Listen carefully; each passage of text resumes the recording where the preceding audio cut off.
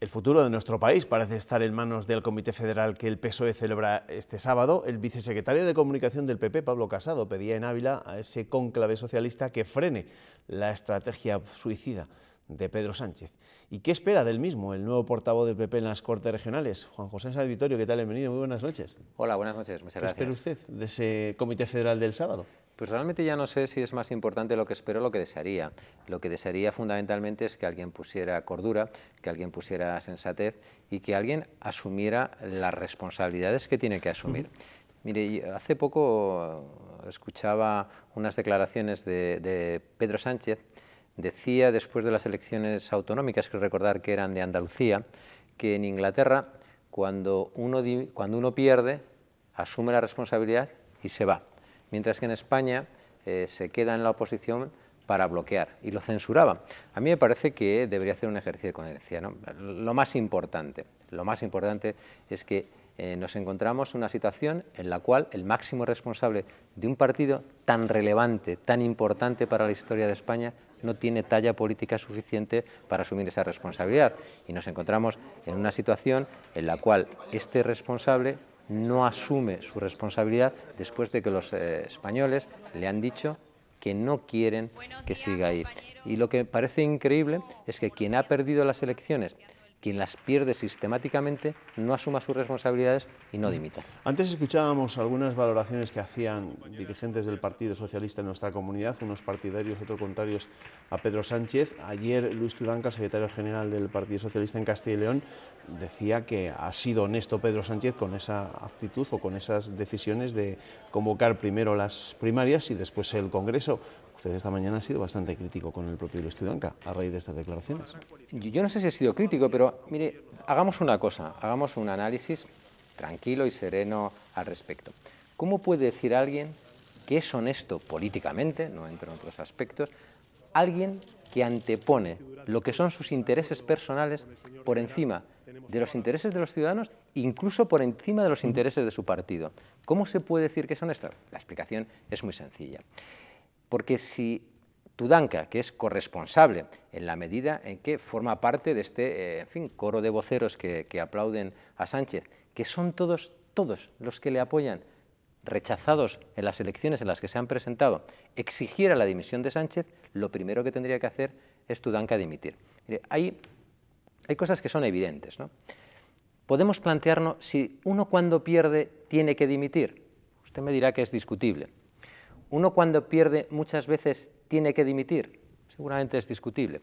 Cuando uno pierde siempre tiene que dimitir. Yo creo que empieza a ser menos discutible. Pero si cada vez que uno pierde obtiene el extraño honor de obtener históricamente, cada vez que se presenta a unas elecciones, los peores resultados de su partido en convocatorias electorales, yo creo que parece bastante razonable que tiene que dimitir. Bueno, y por último, por terminar, no se puede asumir la responsabilidad política llamando al voto de los militantes. Cuando uno se presenta a unas elecciones, tiene que asumir su responsabilidad política ante los votantes. Y la responsabilidad política ante los votantes cuando se pierde se llama dimisión. Le quiero preguntar por su cargo, por su nuevo cargo que estrenaba en el pleno de la semana pasada en las Cortes Regionales. Usted ayer se reunía con los portavoces de su grupo en las diferentes comisiones en las Cortes. Les pedía, y leo textualmente, tensión, pulso político y mayor contacto con el ciudadano. ¿Ha faltado tensión, pulso político y contacto con el ciudadano en estos últimos tiempos? No es tanto que haya faltado como que es conveniente, es adecuado, es oportuno recordar de vez en cuando estas cuestiones. Mire, nosotros, que es lo que yo traté de trasladar ayer a los portavoces de las comisiones, porque entiendo que buena parte de la actividad del grupo debe pivotar en torno a los portavoces de las comisiones parlamentarias. ¿Por qué? Nosotros somos el grupo que sustenta la acción de gobierno, somos el grupo mayoritario, somos el grupo que se siente copartícipe y corresponsable del ejercicio de la acción de gobierno por parte de la Junta. Y esa es una parte que nos corresponde. Pero eso lo materializaremos a través del impulso de lo que fueron las prioridades que marcó el presidente en su discurso de investidura, sus 3 prioridades fundamentalmente. Pero la sociedad es dinámica, está en permanente cambio y las necesidades surgen cada día. Por lo tanto, la forma de impulsar la acción de gobierno no tiene que ser solamente a través de iniciativas que sean concordantes con lo que fueron los compromisos adquiridos en el discurso de investidura. Tiene que ser el resultado del contacto con la sociedad, de los representantes de los distintos colectivos, de los cuales en muchos casos lo que habrá que hacer es explicarles esa acción de gobierno de la Junta, porque somos corresponsables, pero en otros muchos casos impulsaremos la acción de gobierno a través de iniciativas que nos planteen desde estos colectivos. Usted habla de un mayor contacto con el ciudadano. En muchas ocasiones el ciudadano, cuando oye hablar de las comisiones, por ejemplo, de las comisiones de investigación, piensa que lo que se hace en esas comisiones es marear la perdiz para no llegar a ninguna conclusión. Bueno, yo no sé si eso es exactamente así, también entiendo y soy consciente de que muchos piensan así, ¿no? Yo creo que efectivamente las comisiones de investigación en un principio lo que depuran son responsabilidades políticas y no responsabilidades penales. ¿Qué ocurre? Que la propia perversión muchas veces del funcionamiento de las propias comisiones hace que desde el ámbito político se trate de buscar responsabilidades penales y eso es algo que no corresponde a las comisiones de investigación. Al final se abren unas expectativas, se generan unas expectativas que a lo único que tienden como consecuencia del resultado es a la decepción, ¿no? ¿Cómo espera que sean las relaciones con los otros grupos, con los portavoces de los otros grupos? Y se lo pregunto porque hace unos días cuando preguntábamos a Ana Sánchez, a la secretaria de Organización del Partido Socialista, sobre a quién prefería de portavoz del Grupo Parlamentario Popular, venía a decir que usted tenía un perfil duro. Bueno, no sé qué llama Ana Sánchez un perfil duro. Realmente, como usted puede comprender, no es que tenga demasiada preocupación por lo que pueda opinar Ana Sánchez en relación a esta cuestión, con la que debo decir que tengo una fantástica relación. La verdad es que me sorprende porque, sinceramente, oír hablar a Ana Sánchez de perfil duro, conociéndola como todos la conocemos, es como si ahora dijéramos que Pepe es la quinta esencia del yogo bonito, ¿no? Pero bueno, en cualquiera de los casos, lo único que demuestra las palabras de Ana Sánchez, desgraciadamente, es la deriva y el desquiciamiento al que ha llegado el Partido Socialista en Castilla y León, bajo la dirección de dos ilustres perdedores, de dos reiterados perdedores, que han perdido siempre, que han resultado siempre ser rechazados por los ciudadanos, como es Luis Tudanca y Ana Sánchez. A partir de ahí, tengo una buena relación personal con Ana Sánchez y con el conjunto de los portavoces. Y una cuestión, es importante quizá matizar, una cuestión es la intervención en un Parlamento.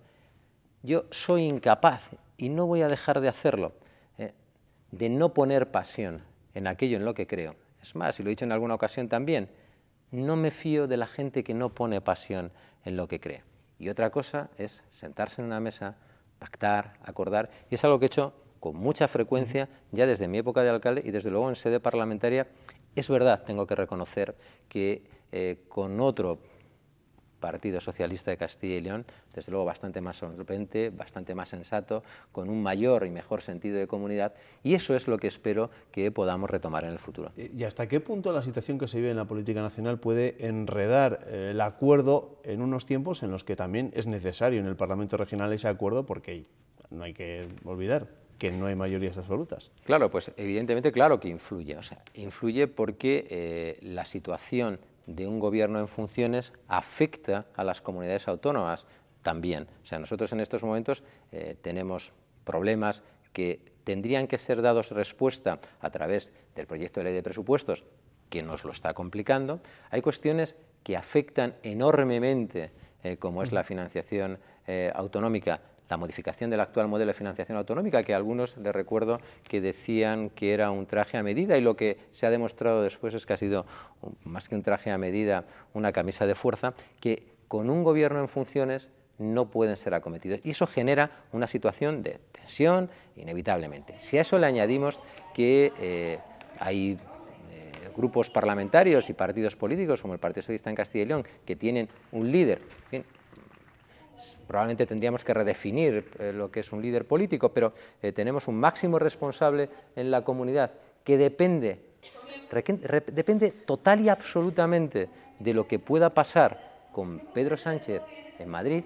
Evidentemente, esa falta de solvencia política complica el alcanzar acuerdos en cuestiones relevantes. Le pregunto por otro portavoz, al que en ocasiones el propio Juan Vicente Herrera ha lanzado unas cuantas flores, Pablo Fernández. el representante de Podemos, hace unos días también les acusaba a ustedes y al Partido Socialista de no querer avanzar en la reforma del reglamento de las Cortes. ¿Por qué no se ha avanzado en la reforma de este reglamento? Decían que estaban contentos con la actual norma. Bueno, vamos a ver. En primer lugar, yo tengo un buen concepto de Pablo Fernández. De hecho, creo que en alguna ocasión le he definido como una persona intelectualmente honesta. Es verdad que sus posicionamientos y los míos están probablemente muy alejados, pero me parece una persona intelectualmente honesta. Yo quiero recordar dos cosas. Primero, este es un reglamento que funciona razonablemente bien, pero que es verdad que tiene que ser modificado. Inevitablemente, había un compromiso para la sí, no solamente eso, es que inevitablemente tiene que ser modificado en algunas cuestiones que como consecuencia de la reforma del último estatuto afectaban al propio reglamento, pero que además fue el presidente de la Junta quien en su discurso de investidura, si usted recuerda, marcaba tres grandes objetivos: la consolidación de la recuperación económica, la garantía de mantenimiento de los grandes servicios públicos esenciales y seguir construyendo esta comunidad.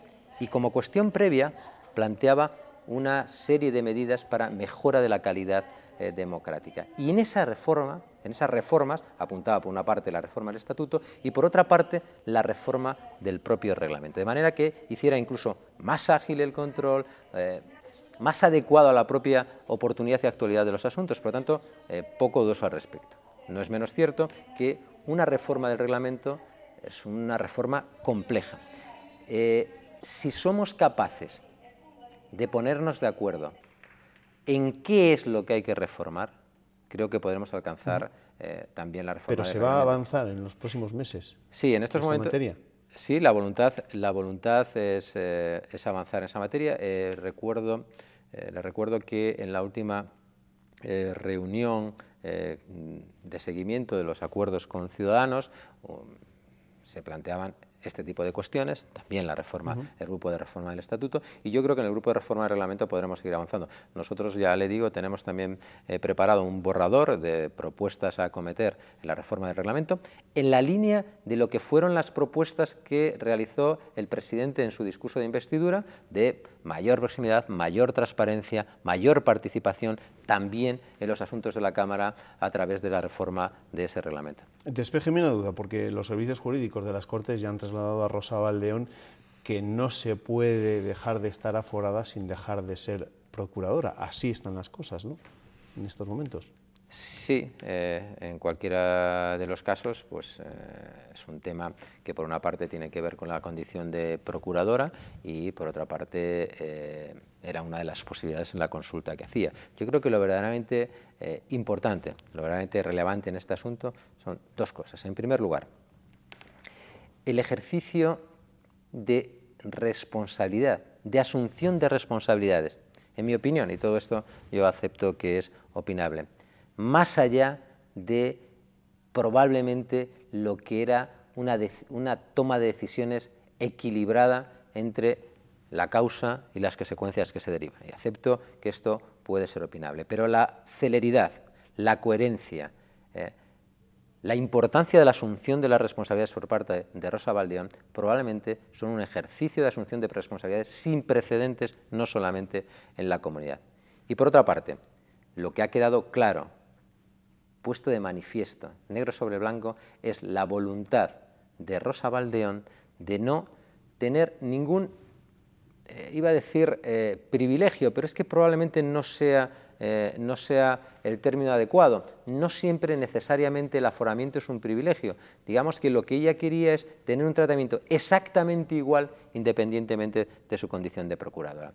Sinceramente, no creo que en estos momentos la situación de aforamiento sea una cuestión que le dé ningún tipo de ventaja a Rosa Baldeón, sobre todo después de en mi opinión, más que sobrada asunción de responsabilidades que ha hecho. Porque ustedes los tienen claro, quieren seguir contando con Rosa Baldeón en el grupo parlamentario, a pesar de que ayer también el propio Luis Tudanca volvía a reclamar su dimisión y también Desde el propio Partido Popular en Zamora reclamaron desde un primer momento que deje el escaño por Zamora en las Cortes Regionales. Bueno, usted me plantea tres cuestiones. Primero, en relación a que si queremos que permanezca Rosa Baldeón, yo quiero que Rosa Baldeón, el grupo parlamentario quiere que Rosa Baldeón permanezca en las Cortes, pero no por permanecer. Nosotros queremos, necesitamos de un activo como Rosa Baldeón, que entiendo que es un lujo que no se puede permitir perder este grupo y tampoco la comunidad. Segundo, en relación con las palabras de algunos miembros del partido en Zamora, también me he manifestado. O sea, probablemente en muchos casos son gente sin la suficiente talla política para haber hecho la valoración que hicieron, y probablemente en algún caso a lo peor sí que tienen que responder de algunas afirmaciones más allá de lo que es la propia valoración política. En cualquier de los casos, gente que no tiene suficiente talla política para censurar a Rosa Baldeón lo ha hecho equivocadamente. Y en el caso de Luis Tudanca ya es, en fin, el colmo de los colmos, porque aquí la única pregunta que queda sin respuesta en estos momentos es cuándo va a dimitir Luis Tudanca.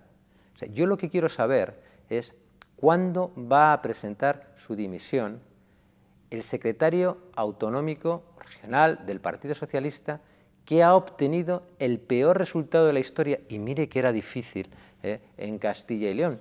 ¿Cuándo va a asumir esa responsabilidad ante quien tiene que asumirla, que son los electores? Y a mí me gustaría que esta duda Luis Tudanca nos la despejara cuanto antes. Por un elemental principio, por una parte, de vergüenza política y por un elemental principio de dignidad política. ¿Cómo podemos hablar de respeto de los ciudadanos si no respetamos la voluntad de estos? Juan José Sáez Vittorio, portavoz del Partido Popular en las Cortes Regionales. Gracias. Un placer, muchísimas gracias a ustedes. Gracias, buenas noches. Buenas noches.